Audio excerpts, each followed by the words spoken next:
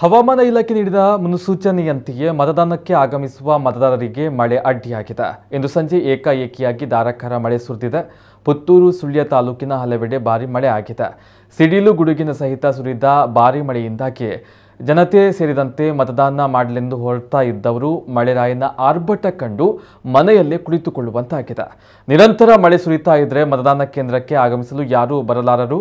ಇನ್ನು ಮತದಾನ ಮುಕ್ತಾಯಕ್ಕೆ ಅರ್ಧ ಗಂಟೆಯಷ್ಟೇ ಬಾಕಿ ಉಳಿದಿದ್ದು ಮತದಾನ ಮಾಡದವರು ಆದಷ್ಟು ಬೇಗನೆ ಬಂದು ಮತದಾನ ಮಾಡಬೇಕಾಗಿದೆ.